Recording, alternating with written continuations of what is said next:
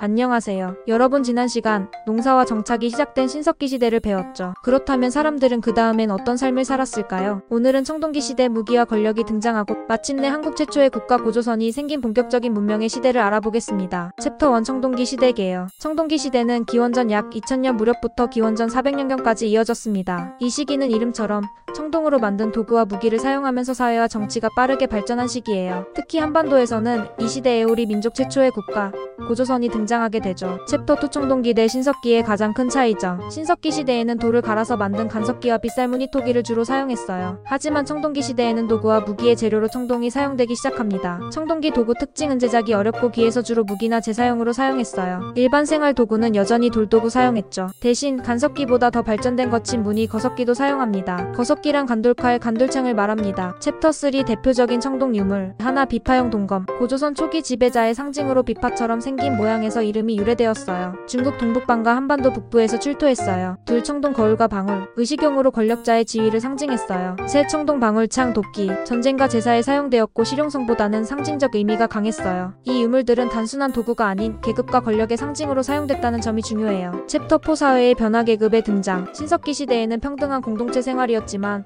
청동기 시대에는 계급 사회가 등장합니다. 그 이유는 무엇일까요? 크게 네 가지로 나눌 수 있어요. 하나, 인형 생산물의 발생입니다. 농업 기술이 발전하면서 사람들은 더 많은 곡식과 물자를 생산하게 되었어요. 그런데 그 모든 생산물을 공평하게 나누기보다는 일부 사람들이 저장하고 관리하면서 권력과 재산을 쌓기 시작합니다. 이로 인해 생산을 통제하는 사람 즉 지배자와 노동하는 사람 즉 피지배자 사이의 차이가 생겼어요. 여기서 핵심 포인트는 농업의 발전 잉여 식량 권력의 집중 계급 형성 꼭 기억하세요. 둘 청동기 제작과 통제입니다. 청동은 만들기 어렵고 재료인 구리와 주석을 구하기도 힘들었어요. 따라서 청동기를 만들고 소유할 수 있는 사람은 극히 일부였고 이들은 무기제사 도구를 통해 권력과 종교를 장악하게 됩니다. 즉 청동기는 단순한 도구가 아니라 권력의 상징이었어요. 셋 전쟁과 지배 구조의 등장입니다. 마을과 마을 사이의 분쟁, 자원, 경쟁이 잦아졌고 군사력과 지도력이 강한 사람이 공동체를 이끄는 구조가 나타납니다. 이로 인해 전사나 족장 같은 지배 계층이 생기고 평범한 사람들은 그 지배 아래 놓이는 계급 체계가 생겼어요. 넷 고인돌, 지성묘 등 무덤 유적입니다. 청동기 시대 무덤은 규모와 구조에 따라 신분의 차이가 드러나 있어요. 특히 고인돌은 많은 인력과 자원이 들어간 무덤으로 지배층이 자신의 권력을 과시하기 위해 만든 것으로 보입니다. 즉 무덤의 구조나 부장품을 보면 이 시대에 이미 누가 우위에 있었는지를 유추할 수 있어요. 챕터 5 주거와 생활의 변화. 하나 집 구조. 웅집은 여전히 존재하지만 구조가 더 커지고 견고해졌어요. 강가보다는 구릉지나 평지 위쪽에 집을 짓기 시작했어요. 그 이유는 외적의 침입 대비 농경지 확보를 위한 선택이었죠. 둘 밭농사에서 논농사 중심으로 변화 농업 발전. 청동기 시대부터 한반도에서 벼농사 논농사가 본격적으로 시작됩니다. 특히 남부지방에서 먼저 이루어졌고 점차 북부 지역으로 확산되죠. 신석기 시대에는 주로 조소수기장 등 밭작물을 재배했지만 청동기 시대엔 기후가 따뜻하고 습해지면서 논을 만들어 벼를 재배하기 시작합니다. 논농사는 땅 개간, 수로 정비 등 조직적 노동이 필요했고 저장, 분배 주체가 생기며 사회 조직 체계가 복잡화됩니다. 셋 농기구의 발달. 청동기 시대에도 생활 도구는 주로 간석기 사용했지만 농사를 위해 곡괭이, 반달돌칼, 돌보습 같은 농기구가 정교해졌어요. 넷 저장과 분배 시스템 등장. 농산물이 늘어나자 저장 시설 옮집 옆 창고 등이 생겼어요. 곡식 저장과 분배를 맡는 지도자나 관리층이 형성되어 이로 인해 사회분화, 계급 구조 형성이 자연스럽게 나타나게 되었죠. 다섯 정착 생활의 강화와 마을 형성. 농업 중심 생활을 하면서 이동 생활에서 정착 생활을 더 고착화합니다. 계획적인 마을 구조, 집터 주변에 농경지 배치했고 농사에 적합한 구릉지,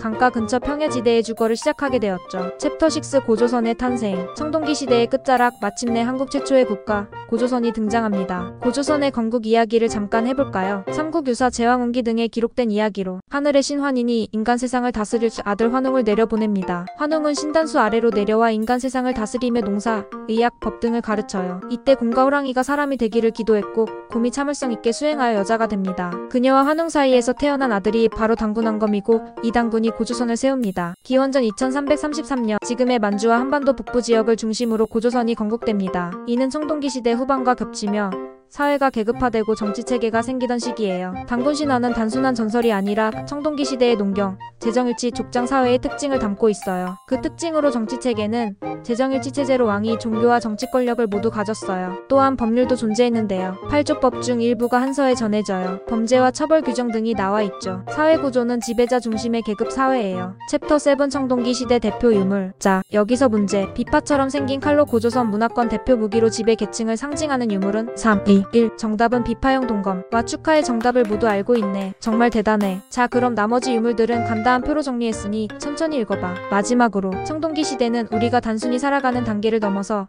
권력, 종교, 사회 구조가 본격적으로 형성된 시대입니다. 이 시기부터 한국 고대사의 틀이 만들어지기 시작했다는 점 기억해주세요. 오늘도 함께해 주셔서 감사합니다. 구독과 좋아요로 더 많은 한국사 이야기 만나보세요.